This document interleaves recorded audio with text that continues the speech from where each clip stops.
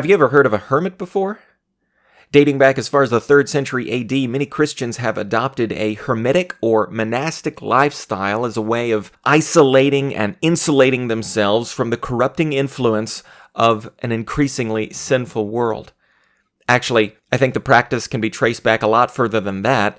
The historian Josephus reports on a group of desert dwellers who committed themselves to voluntary forms of seclusion, poverty, and religious practice as early as the 1st century BC. They were known as the Essenes.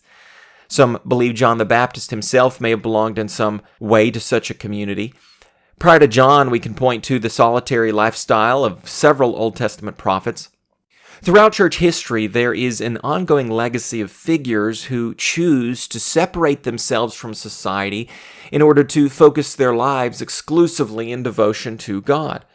I could give you a long list of names of those who have chosen to live such a way, from Clement of Alexandria and Origen, to Anthony and Basil the Great, to Jerome and Augustine, to Benedict and Francis of Assisi. During the time of the Middle Ages, Christian monasticism had become widely mainstream in the Catholic Church, with a handful of monastic orders in place, all adopting the same basic objective of honoring the Lord with their devoted practices and manner of solitude.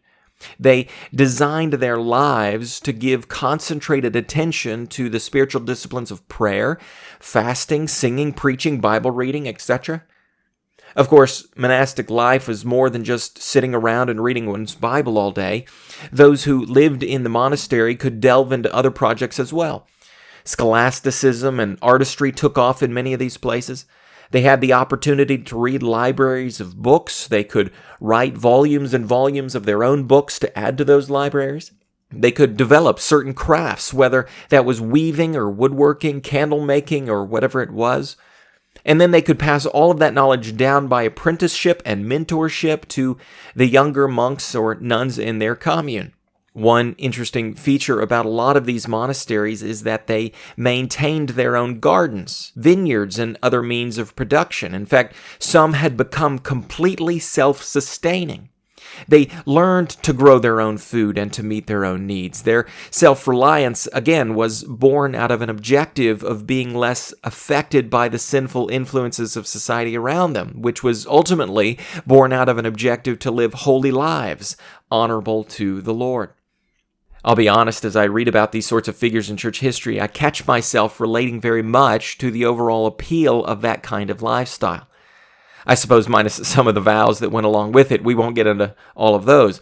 But as homesteaders, it struck me how my wife and I have chosen to pursue a somewhat similar, quiet, self-reliant life out in the country. And as I stopped to think about our reasons for leaving the city to break ground on our homestead, I admit to you we've shared many of the same reasons that resonated in those early monasteries. I imagine there are a lot of fellow homesteaders out there who probably think the same way, whether or not you've ever thought about the historical parallel. Like those early hermits and medieval monks, we too have a genuine concern about the corrupting influence of culture around us, not only for ourselves, but for our children. We also have our concerns about the increasingly secular and socialistic approach to life and economy being pushed by the culture and the ultimate unsustainability of that approach.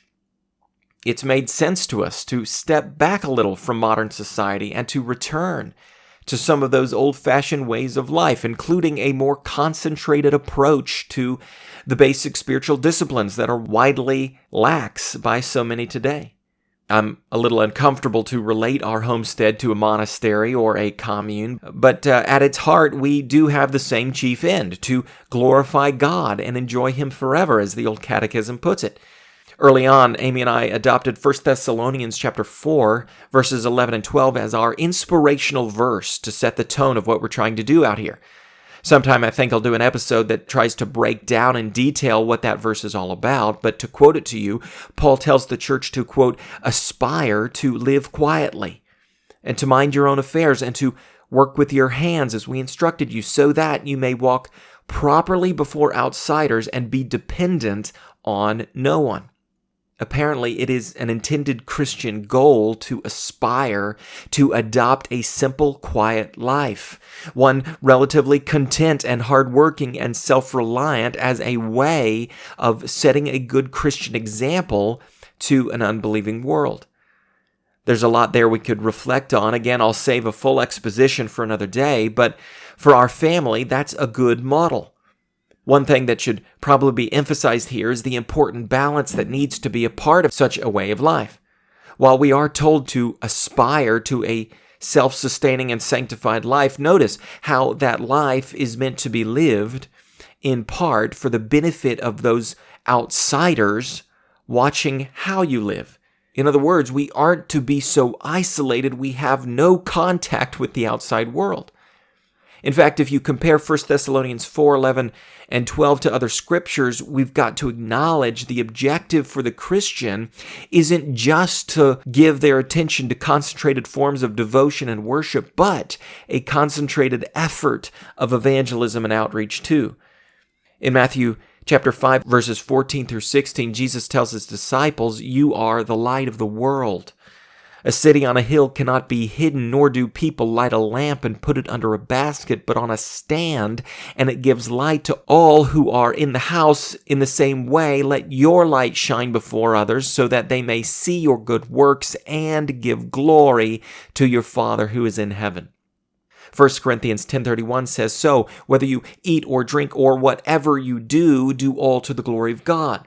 Give no offense to Jews or to Greeks or to the church of God, just as I try to please everyone in everything I do, not seeking my own advantage, but that of many, that they may be saved."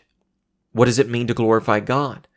It means in whatever you're doing, no doubt that includes the self-reliant homesteading life, do that with a purpose to see God glorified. And how will God be glorified? One of the ways he will be glorified is by ensuring your approach to homesteading is done in a way that is mindful of Jews and Greeks and the church for the sake of seeing them all reconciled to God by the same saving gospel that once saved you. It's by ensuring your approach to homesteading isn't hidden under a basket in total privacy, but is positioned on a lampstand to offer a good source of light for others to see. So there's got to be a balance, right? Yes, live quietly and mind your own affairs. And in the process of doing that, allow your light to be visible to the world for the sake of seeing men saved, all to the glory of God. I argue that balanced approach can't happen if you're completely isolated and cloistered away in your own private compound out in the country. A biblical view of homesteading for the Christian must include an objective to bring glory to God, not only in a homesteading family's commitment to worship and serve Him, but in a homesteading family's efforts to see others committed to worshiping and serving Him too. With all that said, that's something we aim to do at the Kennard Homestead. In addition to living quietly, minding our own affairs, working with our hands, and being dependent on no one, as 1 Thessalonians 4 says, we want to do all of that in a way that points others to the Lord. That's one of the big reasons we launched our YouTube channel and podcast, namely to loudly proclaim Christ through the example of a quiet life, all to the glory of God. We hope you'll like and subscribe to our channel. We invite you to share one of our episodes with a friend or family member who you think might be interested in our content. Let us know you're listening by leaving a comment. Until next time, thanks for listening, and God bless.